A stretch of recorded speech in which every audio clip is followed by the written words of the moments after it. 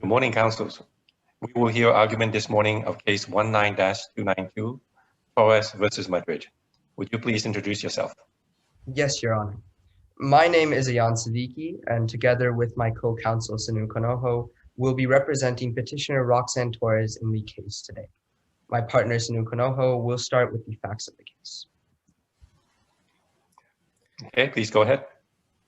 Mr. Chief Justice, and may it please the court. The question presented today is whether an unsuccessful attempt to detain a suspect by use of physical force is a seizure within the meaning of the Fourth Amendment, or must physical force be successful in detaining a suspect to constitute a seizure. On July 15, 2014, petitioner Roxanne Torres had parked her car at an apartment complex.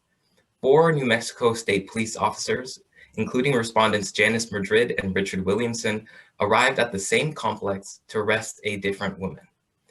Respondents approached and attempted to open the driver's side door of Ms. Torres's vehicle while she was seated inside. Believing that the respondents were armed carjackers, Ms. Torres drove forward to escape. As the car began to move, respondents opened fire on Ms. Torres, trying to stop her.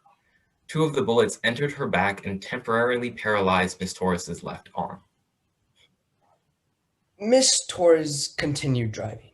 She took a car from a parking lot nearby and drove to a hospital in Grants, New Mexico. Given the extent of her injuries, she was airlifted to a hospital in Albuquerque. The next day, officers apprehended Ms. Torres at the hospital. Ms. Torres sued respondents for violating by shooting her in the back, her Fourth Amendment right to be free from unreasonable seizures. The district court granted summary judgment for respondents on the basis that Ms. Torres was never seized and could not bring an excessive force suit under the Fourth Amendment. The 10th Circuit affirmed the district court decision. Neither court discussed the question of reasonableness. This court's past precedent. Yes, Your Honor. Yeah, you may continue. Thank you. We will now continue to the summary of our argument. So this court's past precedent and the definition of common law arrests show that the seizure by means of physical force, even if it may be unsuccessful, is a seizure within the meaning of the Fourth Amendment. An invasion of a person's privacy and security is a violation of the Fourth Amendment, a standard upheld by the court since the time of the founding. The court should look to both common law and Hodari's precedent to determine that an unsuccessful attempt to detain a person is still a seizure under the jurisprudence of the Fourth Amendment. Hodari recognizes that the mere grasp or application of physical force with lawful authority, whether or not it has succeeded in subduing the arrestee, was sufficient for a seizure. While objective modern tests like Mendenhall have arisen through the advancement of our legal jurisprudence, it is pivotal to recognize that these tests have no bearing on this case, as it is a seizure through means of physical force, not a show of authority. While balancing both private and public interests, ruling for petitioner would not forsake government administrability, as it would only cause clarification for whether a Fourth Amendment seizure would occur, whereas a ruling for respondents would minimize the liberties of the people in exchange for government interest. Ruling for petitioner follows precedent while also recognizing the Fourth Amendment's duty to protect and preserve the liberties of personal liberty and security. You just argued that Mendenhall does not have bearing. But in U.S. versus Mendenhall, this court noted that the person is seized when, by means of physical force or show of authority, his freedom of movement is restrained. In the present case, there was no sign that petitioner's freedom of movement was restrained as she fled 75 miles from the scene.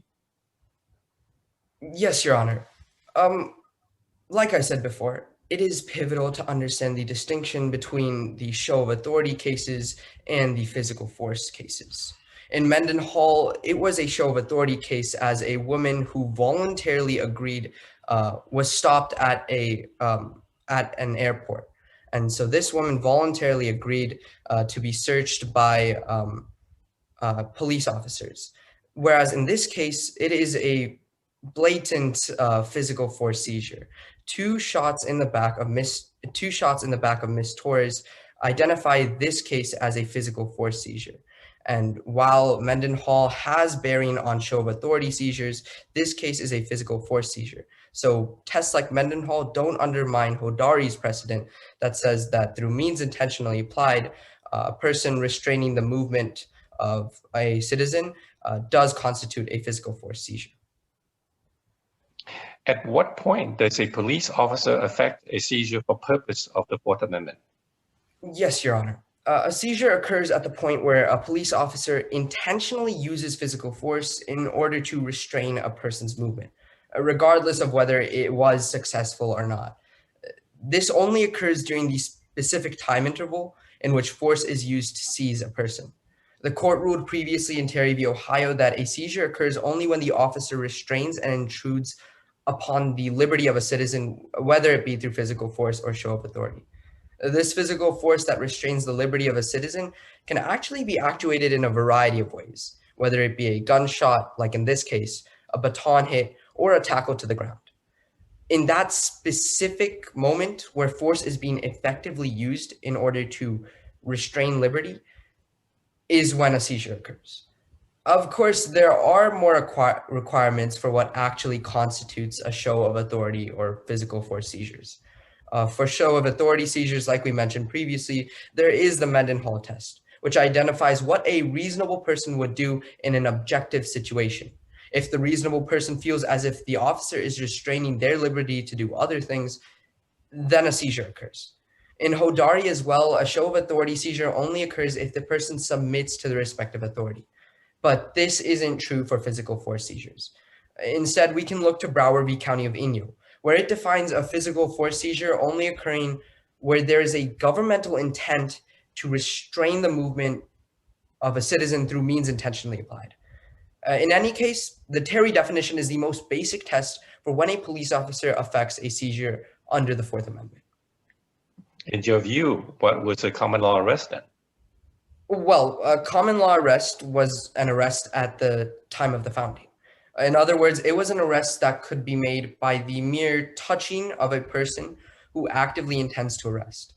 This was used mostly by private citizens and constabularies in the United States and England prior to the founding of a codified police force. In California v. Hodari D, the court defined it well by saying that the slight or mere application of physical force by lawful authority was enough to be realized as a seizure, whether or not it was successful in detaining a suspect. And this was essential for keeping the peace during times of uncertainty, especially to the lack of a police force. Well, let's talk a little bit more about Hodari D. Did California versus Hodari D hold that the Fourth Amendment encompass the common law definition of arrest? So, Your Honor, in Hodari, just to give a little bit of background on the actual case itself, had a rock of crack cocaine, which he discarded while being chased by police officers. He attempted to suppress that evidence on the grounds that it was brought about by an unreasonable seizure, but the court ended up finding that because the police officer had never touched the suspect, never touched Hodari D, no seizure had occurred. So in order to find that conclusion, to come to that conclusion, the court used common law to guide its analysis and to guide its analysis of what the Fourth Amendment means. The use of common law came in the distinction between a show of authority seizure and a physical force seizure. So while a show of authority seizure requires submission under the common law, a physical force seizure does not. So it ended up being that the application of physical force was that line, that clear dividing line between a show of authority seizure and a physical force seizure. This is seen in cases like Jenner v. Sparks, which it was a kind of founding era case from 1704, in which a bailiff was trying to seize a debtor, but could not because he was fended off with a fork. And so no arrest, no seizure had occurred. And so using these cases, using other definitions from the founding era, Hodari was led to its holding. So that was definitely using the common law to guide its analysis of a physical force seizure, or in that case, of show of authority seizure.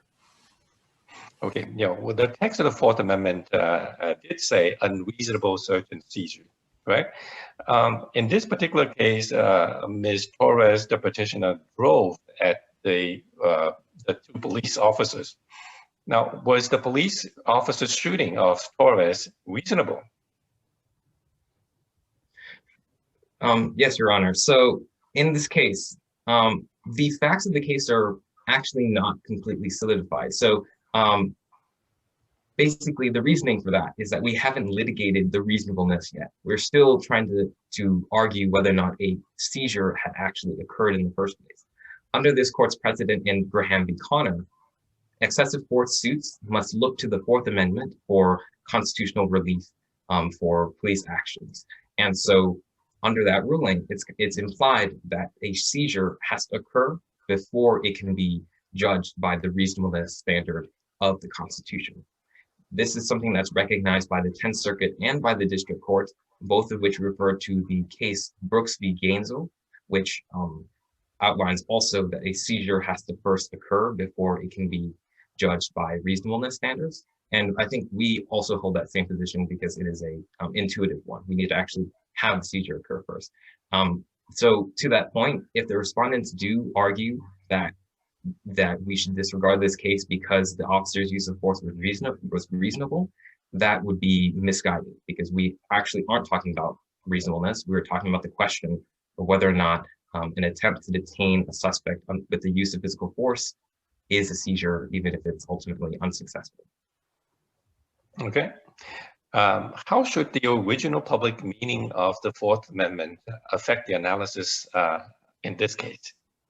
So the original public meaning, Your Honor, will outline kind of a minimum for what the protections of today should be by setting a minimum of what the protections were when the Constitution was created.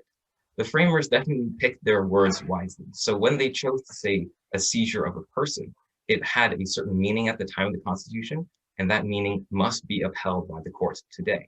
At the time of the Constitution, the framing, a seizure of a person, as shown by the definitions of Webster in Webster's dictionary and in Samuel Johnson's dictionary at the time, related directly to arrest in the common law of arrest. So as the court did in Hodari and also in Atwater v. City of Lago Vista, the court must use those definitions and use those relations to common law to set a minimum bar on what the protections of today should be. And that is how the court uses common law as a guide and as a floor for the protections of today. All right. How would a decision by this court today in your favor affect the police administrative ability?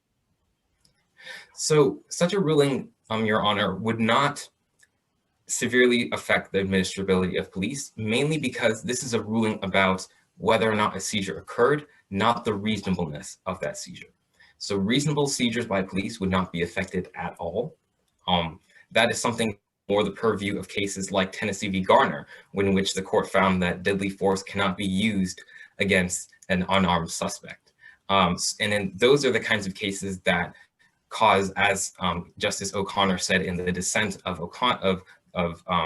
Tennessee v. Garner, that cause police to maybe second guess their decisions in split-second situations. But this case is not about reasonableness. This case is about the existence or non-existence of a seizure. It's purely definitional. It does not affect the administrability because it does not affect reasonableness. And in fact, the respondents' argument when they say that we should just call everything that is only submission a seizure actually curtails individual liberty at the expense of somehow making it easier for the government to do its job. But in fact, ruling for the petitioner does not severely affect the government's administrability because we are merely just codifying the definition of a seizure as it was understood at the time of the founding, as it is understood under this court's Fourth Amendment jurisprudence. Therefore, Your Honor, we ask that the court find this case in favor of the petitioner, so to rule the 10th Circuit Court to reverse that and to allow us to argue the reasonableness on remand in district court. Okay, very good. Thank you. Thank you, Your Honor. Thank you, Your Honor.